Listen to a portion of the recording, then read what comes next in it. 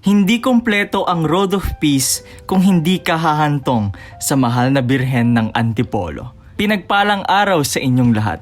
Ako nga pala si Beanstings at ito ang vlog number 18 sa ating channel. Sa wakas, narating na natin ang huling simbahan ng Road of Peace. At syempre, saan pa ba magtatapos ang lahat kundi sa tahanan ng mahal na birhen ng Antipolo? Ito na ang huling simbahan ng ating Road of Peace pilgrimage. At sa vlog na ito, narito tayo sa International Shrine and Parish of Our Lady of Peace and Good Voyage o mas kilala nating lahat bilang Antipolo Cathedral. At sa lahat ng mga roads, ito talaga ang pinakahuling simbahan dahil ang lahat ng paglalakbay na ito ay humahantong sa mahal na birhen ng Antipolo.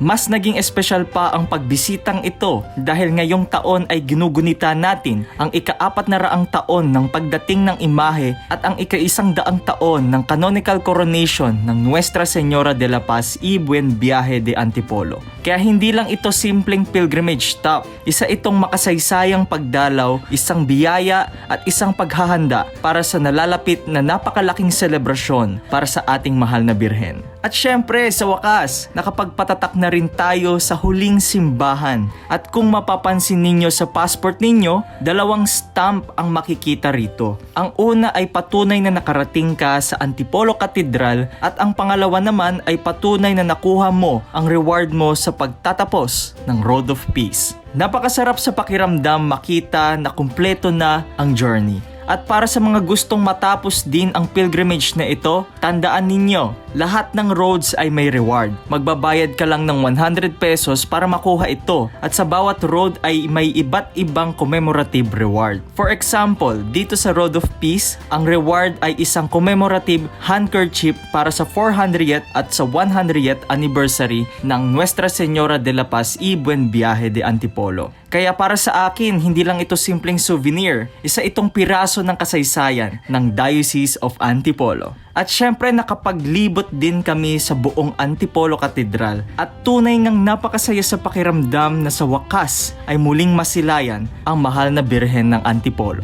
Iba talaga ang kapayapaan, biyaya at saya kapag nariting mo na ang dulo ng isang pilgrimage, lalo na kung sa kanya ka hahantong.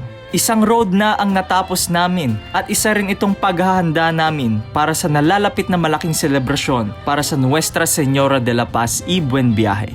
1 down, 3 roads to go. Muli magkita-kita tayo sa susunod na simbahan.